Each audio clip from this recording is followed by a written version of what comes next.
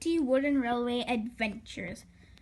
Episode 2, Season 3, Episode 17 out of my whole series, 3 Red Engines. There had been an extension to the island of Sodor. It was called the Skarloey Railway.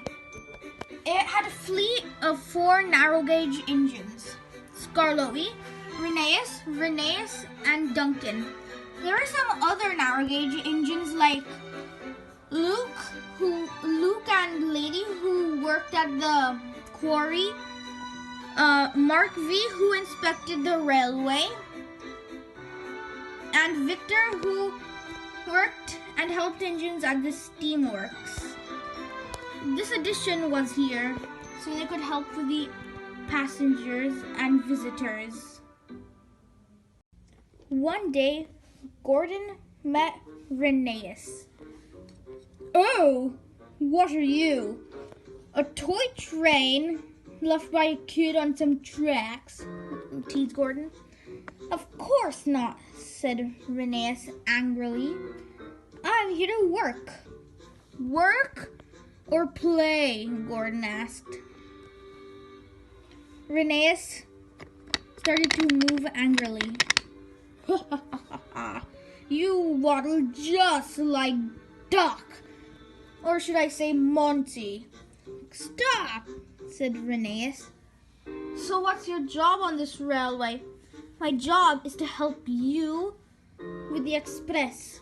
"You can't even come on these grand standard gauge rails." "Of course, I cannot. But the visitors and rail tour will come to the narrow gauge because, you know, they love stuff like this." "Oh, the indignity," said Gordon as he rolled away. Later that day, when Gordon was at Tinmouth Sheds, an unfamiliar red engine rolled up. "Ah, who are you? I don't want any trouble with you Mocklins anymore," growled Gordon. "Oh, don't be rude about my brother, Gordon."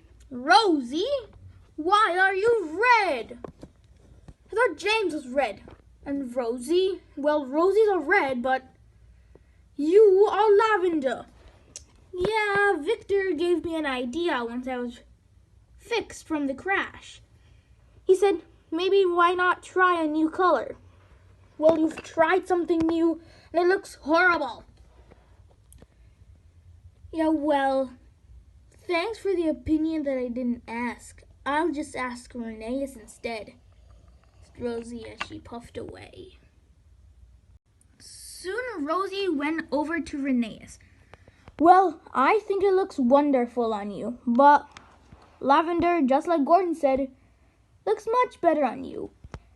"Thank you, Rheneas. I think I might just go back to lavender because this also might not look as my color." "Well, I gotta go," Rosie said, but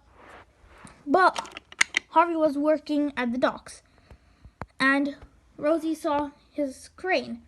So Rosie thought it was a red flag. "Oh no, I don't think I should go anywhere because it looks like there's a red flag." Rheneas squinted.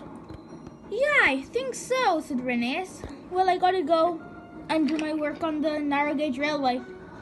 "All right," said Rosie. Rosie waited and waited for the red flag to get removed, but it didn't. "A weird flag," said Rosie. "Maybe I should just go and break the law." But then suddenly she heard a whistle. "Get out of the way, Rosie!" cried Alfred. "No!"